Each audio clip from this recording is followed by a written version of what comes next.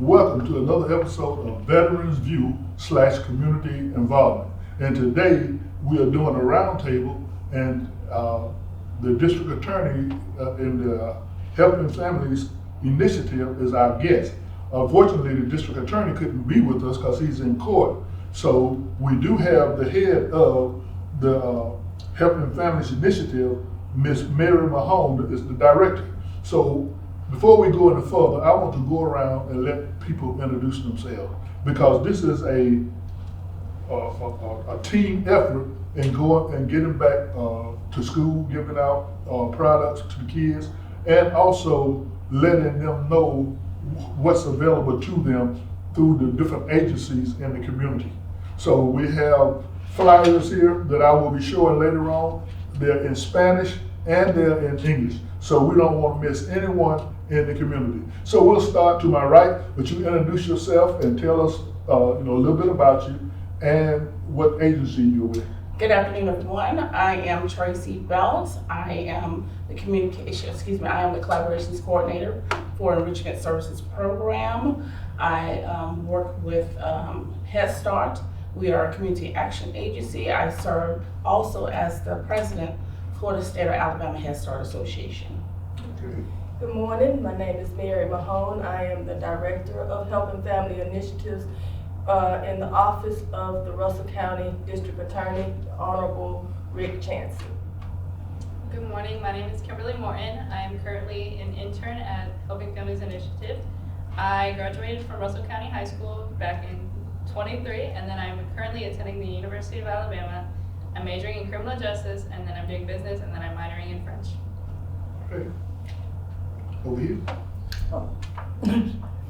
My name is Daisy Linton. I am a retired school nurse. I'm a Hispanic advocate, and I represent the Hispanic Coalition. Good morning, my name is Demarius Wolf. I am an intern with Helping Families Initiative. I am a junior at Albany State University, majoring in computer science. Good morning, my name is Kelsey Long. I am an intern at Helping Families Initiative.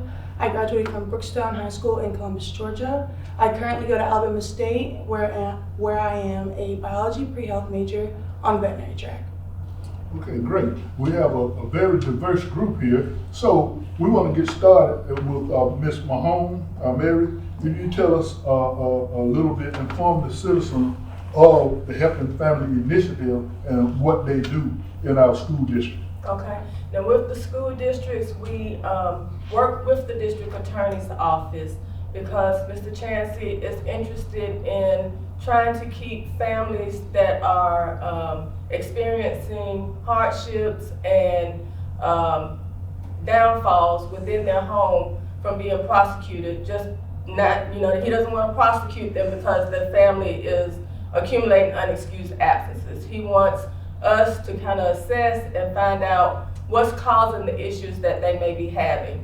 So we adhere to the Alabama compulsory attendance laws, which states that if you have a child from the age of 6 to 17, your child must be enrolled in school, and if they enroll in school, then they have to behave in school.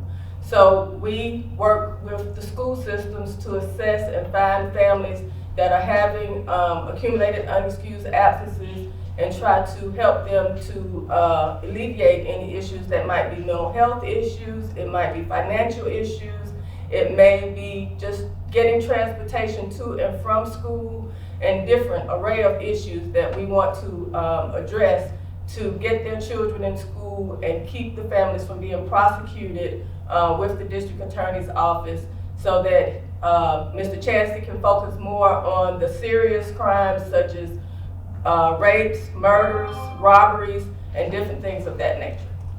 Okay, this is just another extension of the truancy program. Yes. But a better extension. Yes, it's a prevention program to keep families from getting involved with the judicial system. And we go out to families and houses, because I've been out there with you. Yes, sir. And that's really something I think everybody needs to attach themselves to, is what's going on with their neighbors.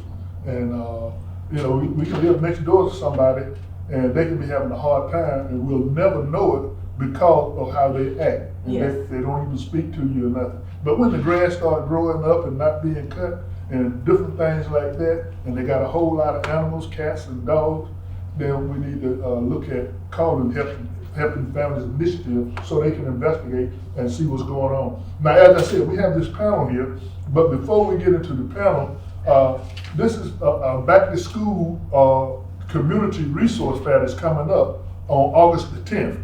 And you're only seeing part of the people that's involved in this. So we have about, what would you say, 11 to 12 agencies that are working with us to sponsor this back to school program? Yes. So we have, which is a part of Helping Family Initiatives, our interagency team. And our interagency team is a combination of a lot of different agencies in the community that we partner with to refer to our families and help our families in our initiative. So this back to school fair is all of us coming together, not just as the district attorney's office, but as a community. So as Mr. Davis stated, we have the Hispanic Outreach Committee here with us today. We have Enrichment Services here with us today, and we partner with the law enforcement agencies, Russell County and Phoenix City. We partner with the health department, and we partner with East Alabama Drug Coalition. So all of those are just a few of the agencies that will be out and participating to present this fair to the community. Okay, great. So let's move to some of the agencies now, and we'll start with the enrichment program. Yes, sir. So the Enrichment Services Program has been around for over 60 years, y'all. President Johnson decided that he wanted to end the war on poverty. And we understand that through education, that is a catalyst that helps start the conversation, make sure that children receive the proper education. And so Enrichment Services, as I said, has been around for 60 years in providing education for children from birth to 5. So when you come to a Head Start Center, people automatically assume that it is a daycare. We are not daycares. We are an education institute that provides services for early child learning.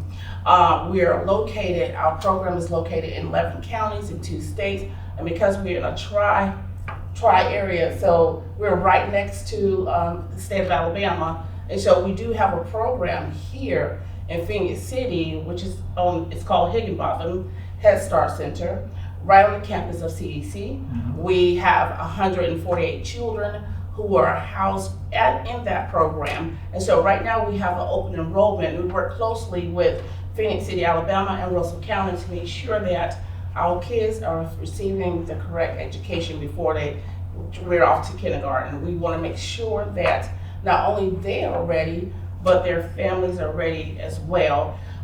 With Enrichment Services, of course, we understand the importance of early childhood education, but we also know that the importance of the holistic of the family and providing services for that family. So Enrichment Services also provides employment training, stabilization, and so we have those resources set up not just for families who have children in Head Start, but families who may need assistance with their utilities.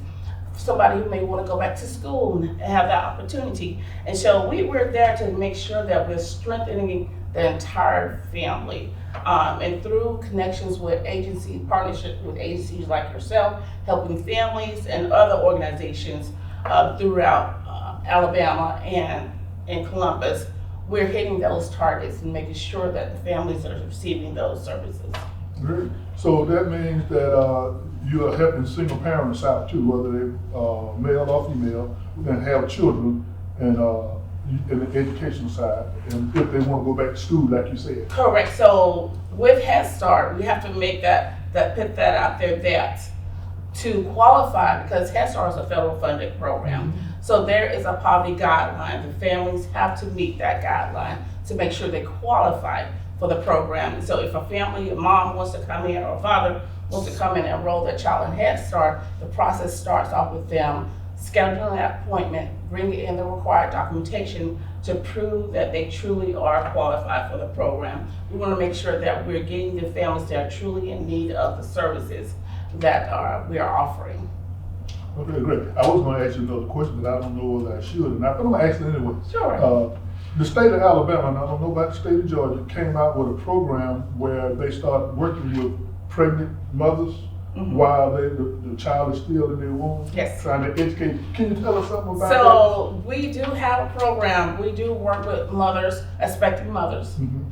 Our expecting mothers, when I say that we provide services, education for the holistic of the family, we understand that education, children, it just doesn't start once that child is out of the womb. And so mothers who are expecting can enroll in our programs if they meet the qualification. And how that works is that because she is pregnant, we make sure that she, we connect with her. We have to verify that she really is pregnant, right? And there's opportunities for her if she chooses to do so. If she wants to go back to school and further her education, so we have partnership with Columbus Tech. If she wants to go into a job training program, we have that set up as well. But that baby, unborn baby, before she is born, we can do an application on that mother. Okay, great. I just thought that need to be put out there so Absolutely. people will know about it. Okay, so we're gonna turn to the left side of the table to Ms. Linton. And Ms. Linton is a great help to us because she's our interpreter for our Spanish-speaking neighbors in our community. Ms. Linton, tell us a little bit about yourself Well, and your organization. what the organization is going to be providing for this health fair, for this school, back to school, is translator. We will have teenagers or college students that want to come out and help and sit at the different tables because we have a big Hispanic community in our area, especially in the trailers. A lot of them, they're kind of timid, but they like to see friendly faces. So we have a lot of friendly faces that are going to come out and help with this event. And I do a lot of translating for them. I take them to doctor's appointments, school registration. I help them with the school registration for some of the kids that, parents, they don't read and write or English. So that's what I do around the community. And like I said, I'm involved in a lot of different agencies around the area, domestic violence, Valley Health board member. I sit at Valley Health. There's a lot of Hispanic from this area that goes to Valley Health for healthcare, and they have the WIC program too over there and different. The food meal is another agency that Hispanic use a lot because they get the food. And Phoenix City, they come out to Valley, feed the Valley, and I think it's the last Saturday of the month that they come and get some food to help themselves. So. And thank you. I'm glad you mentioned Valley Healthcare because that's another one of our partners as well. And they do great things for the community. They'll bring the bus out and give shots if you need shots. If you live in a rural area like Pittsview, they will make doctor's appointments and bring the bus out so the doctors can do the appointments on the bus. But you gotta have 15 people. I mean, they just can't drive that big bus down there for one person. So once we educate the community, especially our seniors, what's available for them, then maybe we can start helping because Valley Healthcare will accept all insurance except for one, and I can't remember which one that is. But they will let you know. They also will help you with your medication. So if you can't afford your medication, they'll find some way to help you get it. So they are just a great help to us. But I want to mention also the E&I program, which I run, which is called the Equitable Neighborhoods Initiative. And everything that we do here is about health. It's about people. It's about our children and school. So we're not doing anything that don't deal with health, okay? So with that being said, I'm gonna go around to our interns right now and let them tell us something that they're doing since they've been here doing the intern. And one of them, this is his second term here. So we're gonna go to him first. Hi. So this summer I've been helping with District Attorney Rick Chansey, helping him with certain cases, working behind the scenes, seeing what it takes to really prosecute people, defend, and etc. Last year I've worked with him doing the same thing, and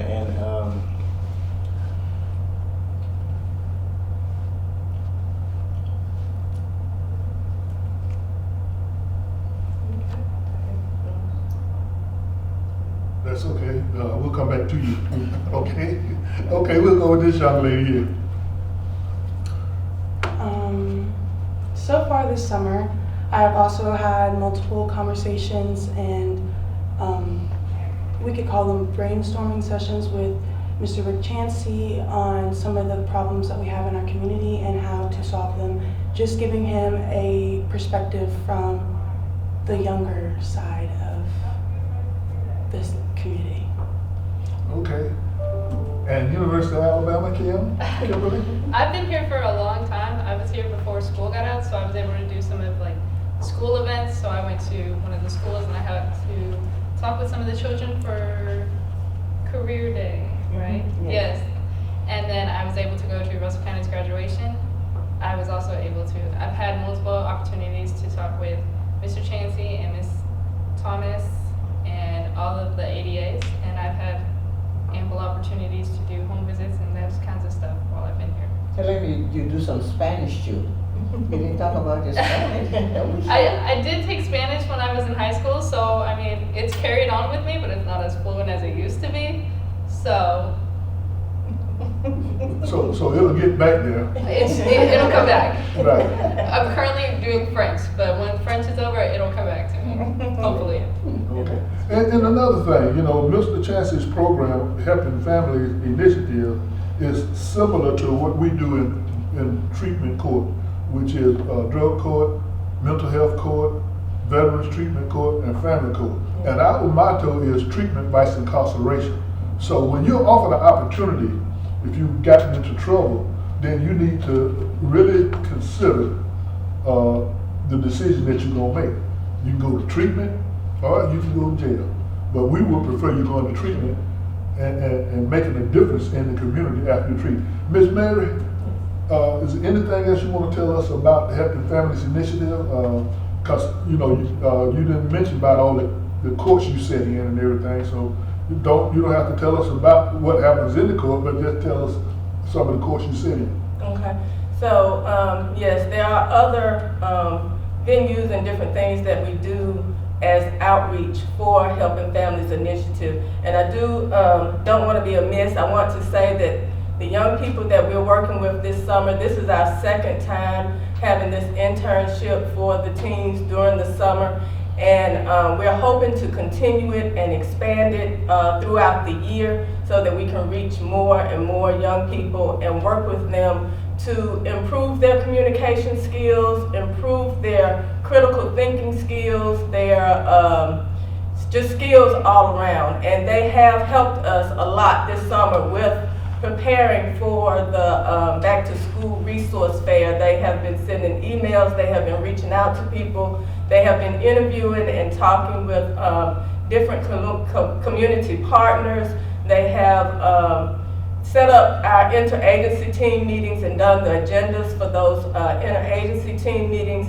And they have even participated in the courts that Mr. Davis is speaking of. And we participate in the mental health courts, we participate in the adult drug courts, and several of the specialty courts that we have here in Russell County. And Helping Families doesn't have a service. We link our families with services. So in these courts, we're trying to assess and find out what services the participants may need to be referred to, and we try to get that information for them and link them to those services. So from the juveniles to the adults, mental health, and even family court, we're trying to help our families to access strong, reliable resources. And I just want to say, for those of you Miss Mary is a licensed social worker. So when you're dealing with these kind of cases, that's the kind of person you need that's going in that can understand and know what referrals that individual needs. So we want to thank her. But I'm going back to enrichment right now. Is it anything that you didn't say that you would like to say? Because I know you should have been at the conference this week, but you stayed here just to help us. I stayed here. Absolutely. Thank you so much for asking me. So right now, Enrichment Services has open enrollments for birth to 5 Head Start, early Head Start program. Here in Alabama, in Phoenix City, on the campus of CVCC, right across the street from the main office, is our Head Start Center. If there are any families that think they may qualify for the program, please go onto our www.enrichmentservices website, locate Higginbotham in Phoenix City, Alabama, and complete an appointment schedule. And if you can't do that, just go to the center. Go to the center. They're open from 8 until 4 p.m. Monday through Friday, and just express that you would like to submit an application for Head Start. But the child has to be 4 prior to September 1, or if they're under 4, age 3, we still work with those early Head Start children because we have partnerships within Phoenix City. We have a child care network, number 5, which is off of 165, Highway 165, and we also work with New Beginnings, which provide early childhood classes for our children. So you have 3 options, 2 early and 1 Head Start site. Also, if you want to know more information about our LIHEAP energy assistant, our food commodity assistance, job training assistance, and stabilization, visit the website where you can get more information about it. We also have a program set up at Columbus Tech. The Columbus Tech is our 2-gen approach, and so the whole purpose of the 2-gen approach, which is a beautiful thing, we have 2 early Head Start classrooms available on site there. So for some of those families, mothers who may be students at Columbus Tech, if you qualify, your child qualifies to be a part or enroll in that program, I would encourage you to go onto our Enrichment Services website and schedule that appointment. You won't know if you don't ask, right? And so we have a very extensive, great program that involves the community. We love working with our partners. And also, if anybody's looking for a job, let me just put it out there. If you look for a job, visit our website under careers, and we are hiring as well. Okay. Now, is there a phone number they can call for those who are not computer savvy? Absolutely. So they can call area code 706-649-1600, and the receptionist there will direct you to the appropriate person who you need to speak to, whether it be in Columbus or Phoenix City, Alabama. Now, again, if they want to come directly to the Higginbotham Center, I would encourage them to do so in person. Right, and for those of you who don't know, the Higginbotham Center, just like she said, is on CVCC campus. But when you go down Old Seal Road, Correct. if you're coming down 165, you make that right, and you go down. As soon as you get to CVCC first exit, you make that left and go in. And when you get to that stop sign, you make a right. And as soon as you make that right, you'll see Higginbotham right there on the right. Okay, so we're getting ready to close now. But before we close, Ms. Linton, you only named one Hispanic community that's in here. And then you didn't mention the Hispanic grocery store, which is right down from the jail. So That's can you correct. elaborate on that for us? Okay, there's a lot of Hispanic that live off of 431. So they have a store down across from the jail, Right.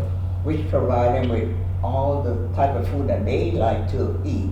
Also, there's another one across beside the Rainbow. Okay. Right beside the Rainbow, there's another Hispanic store. And that's where they shop most of the time. If you go there in the evening time, the wives will stay home all day and take care of the kids, but in the evening then they come out And I want to, I want to say in Spanish. Go Por ahead. favor, vengan a la feria escolar para los niños.